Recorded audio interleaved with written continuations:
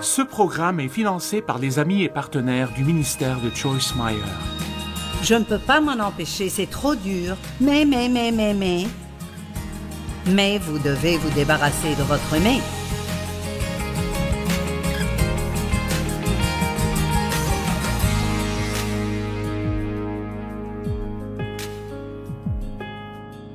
La chose que le diable s'efforce de faire avec acharnement, c'est de nous contrarier, nous aggraver, de vous mettre en colère contre quelqu'un, de vous frustrer, de vous inquiéter.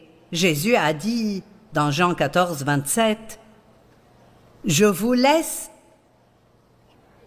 la paix, je vous donne ma paix, je vous la lègue », dit une des traductions.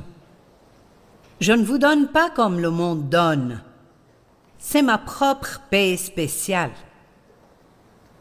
Vous voyez, le monde peut être en paix lorsque toutes les circonstances lui conviennent, mais nous pouvons être en paix quand rien ne va dans notre vie, parce que nous avons une aide. Nous avons quelqu'un à qui nous pouvons demander de prendre ses problèmes et de les résoudre pour nous. Je vais vous dire un secret, vous ne le savez peut-être pas, mais vous avez la permission de vivre pleinement votre vie même quand vous avez un problème.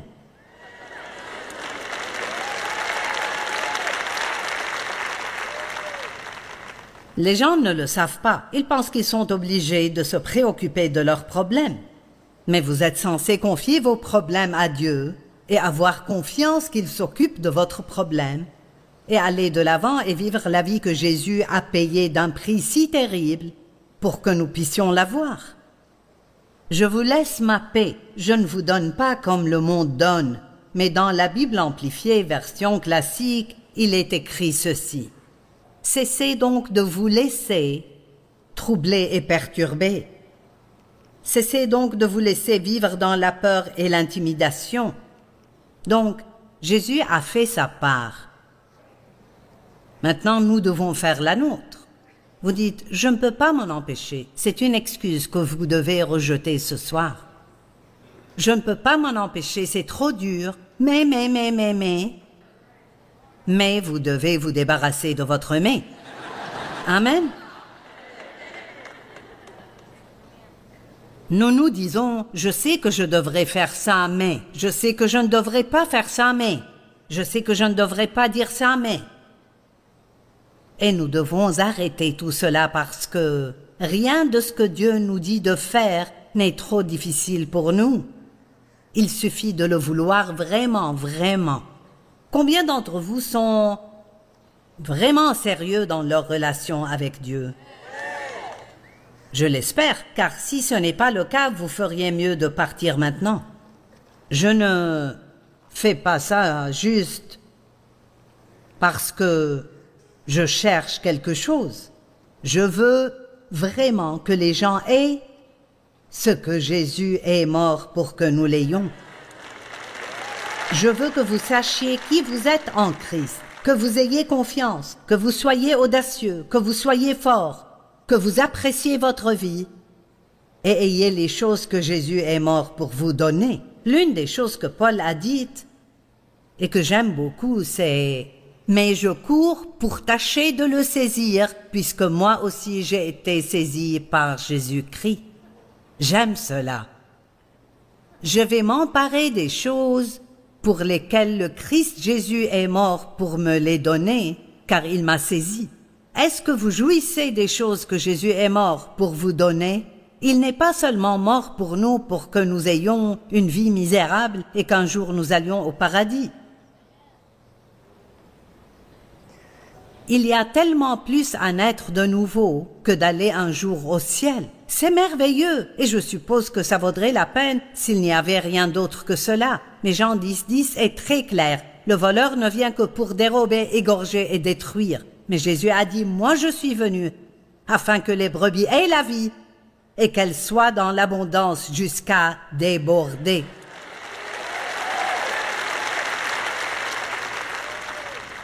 Et Romains 14, 17 dit, car le royaume de Dieu, ce n'est pas le manger et le boire, mais la justice, la paix et la joie par le Saint-Esprit. La justice signifie que vous savez que par le sang du Christ, vous êtes devenus justes devant Dieu, que vos péchés ont été pardonnés. Vous n'avez pas à vivre coupable et condamné.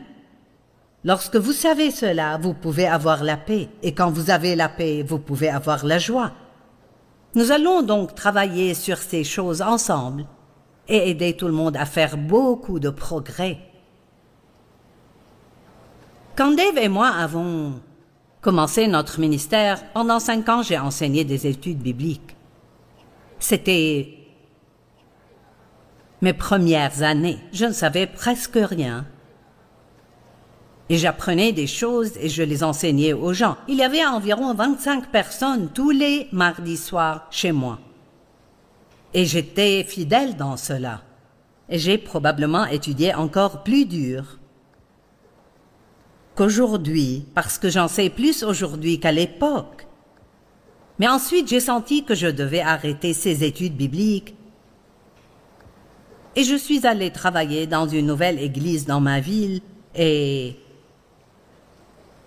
ils m'ont demandé de commencer une étude biblique pour les femmes, ce que j'ai fait.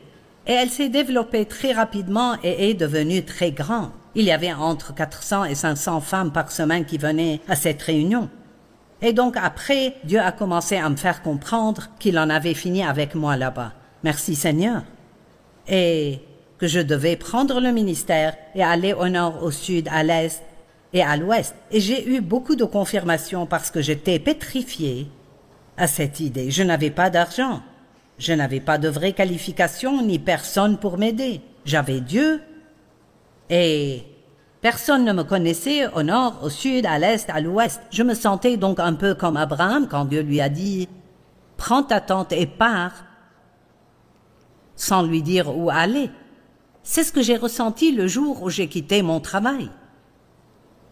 Ils n'ont pas fait une grande offrande pour moi. Je suis partie avec une calculatrice et un bureau cabossé pour aller au nord, au sud, à l'est et à l'ouest. Donc, j'ai fait la seule chose que je savais faire. Nous vivions à St. Louis, où nous vivons toujours, et nous avons commencé à nous réunir une fois par mois dans le nord, l'est, l'ouest et le sud de St. Louis.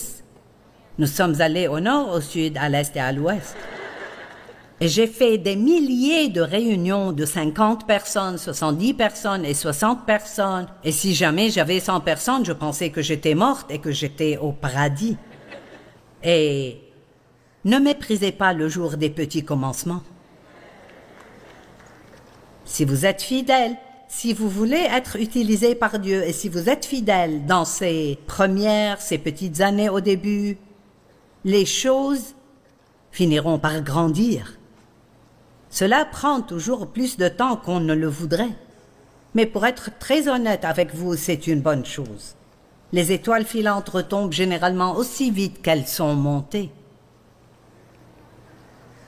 Il faut prendre le temps d'apprendre, de grandir et de vivre certaines choses. Allez, j'ai dit qu'il fallait passer par certaines choses parce que c'est comme ça qu'on gagne de l'expérience. L'Épître aux Hébreux 5 dit que Jésus a appris l'obéissance parce qu'il a souffert. Et parfaitement qualifié, il est devenu pour nous l'auteur d'un salut éternel. J'aime cela. Je vais le citer de nouveau parce que c'est un peu long. Jésus a appris par les choses qu'il a souffertes et il a acquis de l'expérience. Combien d'entre vous ont eu des expériences? Eh bien, si vous pouvez ne pas être amer à leur sujet,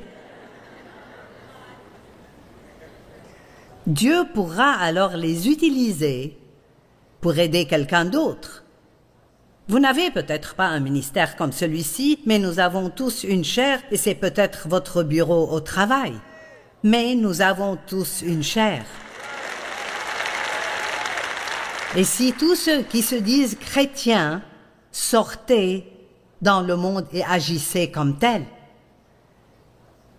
pas seulement à l'église, mais dans le monde, là où les gens cherchent Jésus. Vous êtes peut-être le seul Jésus qu'ils verront, et vous pouvez prêcher sans jamais ouvrir la bouche.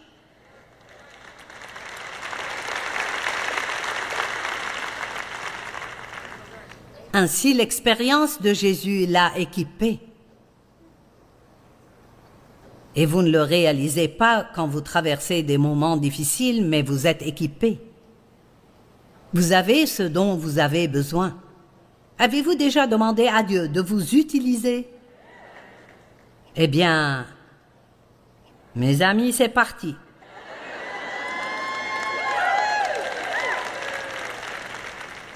Nous disons tous, c'est « Oh mon Dieu !» Je me soumets entièrement. Vraiment? D'accord, je vais vous tester et voir si vous êtes sérieux. Eh bien, mettez 10 $ de plus dans les offrandes. Eh bien, je ne suis pas sûre. Vous savez, nous voulons abandonner les choses que nous voulons abandonner. Mais Dieu veut faire un travail si profond dans les gens et c'est tellement nécessaire à ce moment de l'histoire.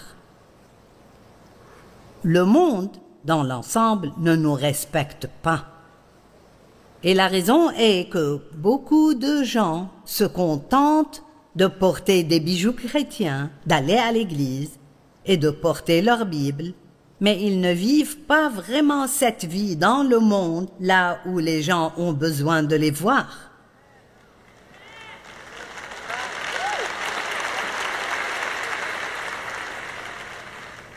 Ainsi, lorsque nous avons commencé notre ministère, Dieu a parlé à mon cœur.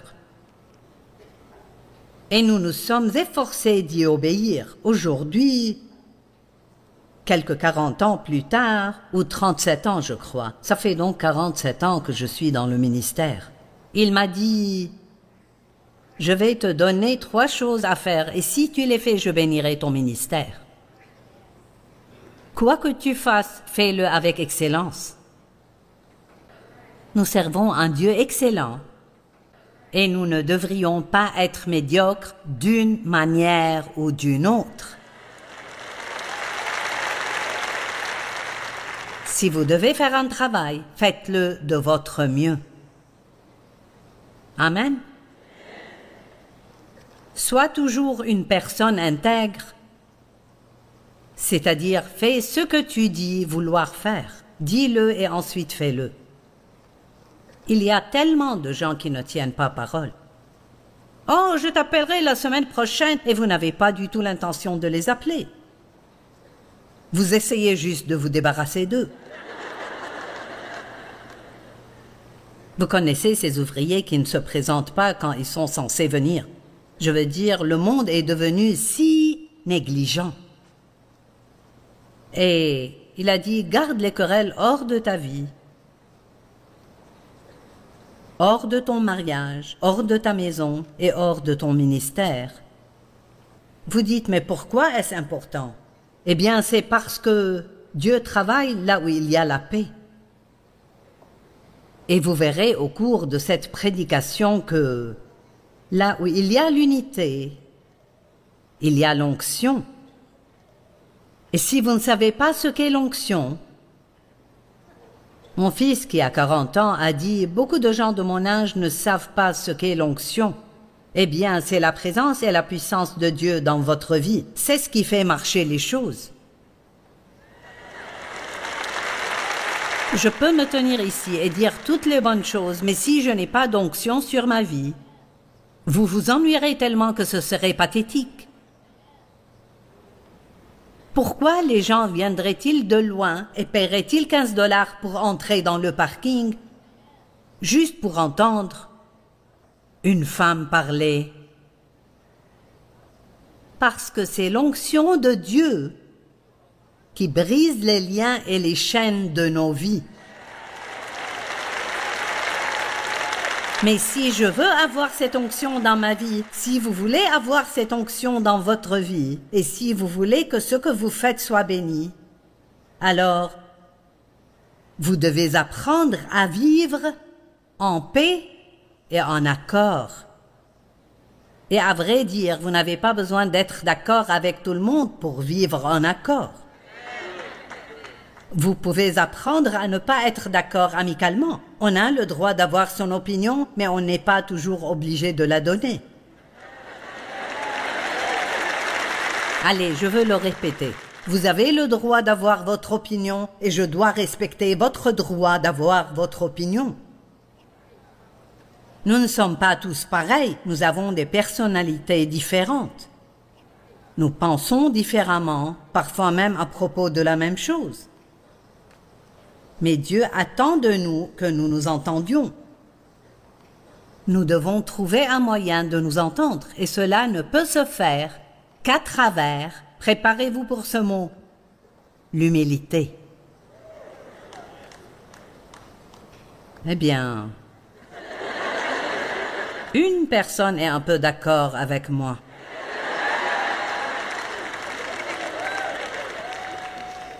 De toutes les vertus chrétiennes, l'humilité est, je pense, la plus difficile à obtenir et à conserver.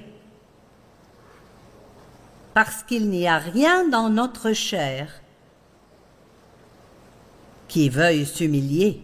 Nous voulons être les premiers, nous voulons commander, avoir raison, avoir le dernier mot, personne qui nous dise quoi faire. Et c'est surtout un problème aujourd'hui. Je veux dire, les gens ne veulent pas qu'on leur dise quoi faire. Nous avons même eu des gens qui sont venus à une réunion comme celle-ci et nous avions une section bloquée où nous ne voulions pas que les gens s'assoient et ils disaient « je m'assoirai où je veux ». Eh bien, sortez d'ici, vous n'apprendrez rien. Parce que vous n'avez même pas un cœur ouvert à apprendre si c'est votre attitude.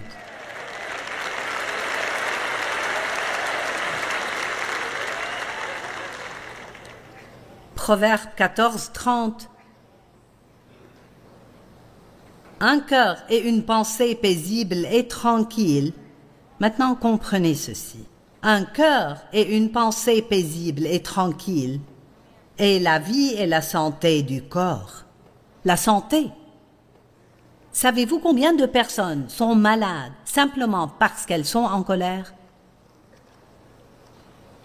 Ou combien de personnes sont malades parce qu'elles s'inquiètent tout le temps? 85% de toutes les maladies, la maladie est réelle, mais sa cause profonde est le stress. Vous pouvez prendre toutes les pilules que vous voulez, mais c'est comme jouer au jeu de la taupe si vous avez déjà vu ça. Vous la frappez à un endroit et elle réapparaîtra ailleurs. Je veux dire, c'est important pour moi que vous compreniez ce soir qu'il ne s'agit pas simplement d'un joli petit message que j'ai préparé pour venir prêcher à Austin. Mais je veux, par la grâce de Dieu et l'aide du Saint-Esprit, vous convaincre d'une certaine façon que vous devez avoir assez d'humilité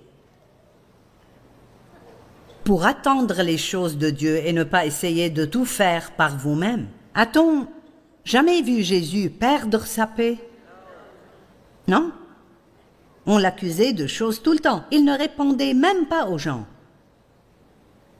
Pensez ce que vous voulez.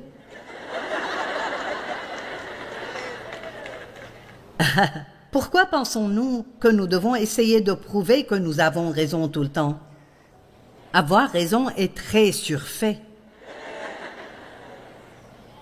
Faisons assez confiance à Dieu pour rester sous sa main puissante et laissons-le nous élever au moment voulu.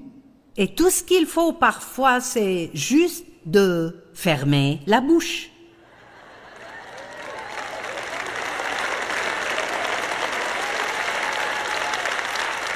Oh, mais c'est si difficile. Quand quelqu'un vous accuse de quelque chose ou vous dit quelque chose que vous n'aimez pas, nous devons nous défendre. Nous devons convaincre l'autre que nous ne sommes pas comme ça. Tu as absolument tort. nous nous disputons sur tant de choses qui n'ont absolument aucun sens. Quand je pense aux choses sur lesquelles Dave et moi nous disputions, c'est vraiment stupide. Je veux dire, c'était la stupidité sous stéroïdes. Je me souviens qu'on se disputait concernant qui était l'acteur à la télévision. Je dis toujours que Dave pensait que tout le monde était Henry Fonda. Et certains d'entre vous n'ont peut-être jamais entendu parler de lui. Mais ça me mettait tellement en colère. Ce n'est pas Henry Fonda. Si c'est lui, non, ce ne l'est pas. Si c'est lui, non, ce ne l'est pas. Tu penses toujours que tout le monde est Henry Fonda. Et puis il disait, tu ne dis pas ce mot toujours, tu dis toujours je toujours. Et je ne le dis pas toujours. Et il me le dit encore. Combien d'entre vous sont d'accord que nous nous disputons pour des choses stupides? Ça n'a même pas de sens. Ou nous allons quelque part et je pense qu'il devrait prendre un autre chemin pour y arriver. Et donc ça devient un gros problème. Pourquoi vas-tu par là? Pourquoi ne pouvais-je pas me taire et le laisser faire ce qu'il veut?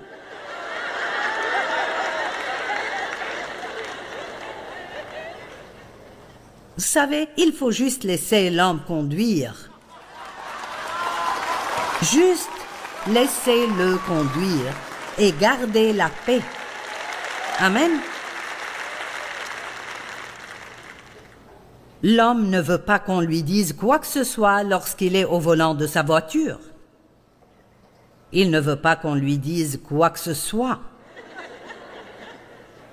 N'est-ce pas, les gars? Vous m'aimez bien maintenant. Je vous aide.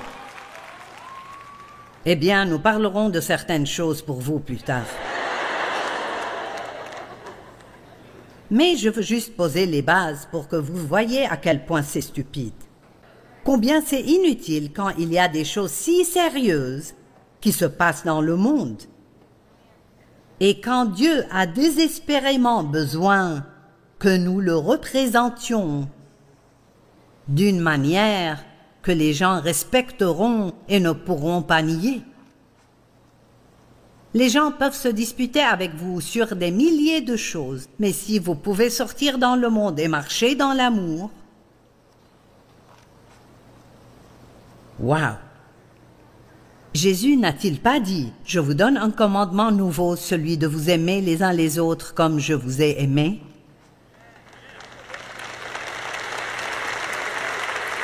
Eh bien,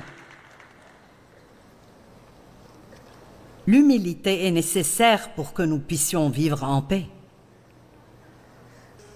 Jésus aime les esprits doux et calmes. 1 Pierre 3, 3 et 4. Que votre parure ne soit pas une parure extérieure, cheveux tressés, ornements d'or ou vêtements élégants. Ça ne veut pas dire qu'il ne faut pas porter de bijoux ou de vêtements ni arranger ses cheveux. Ce qu'il dit, c'est que vous passez tellement de temps sur l'extérieur à essayer d'impressionner d'autres. Maintenant, mesdames, je dis cela dans un esprit d'amour. Écoutez. Si nous passions autant de temps à nous préparer spirituellement que nous en passons à essayer d'être jolis quand nous sortons, dois-je terminer?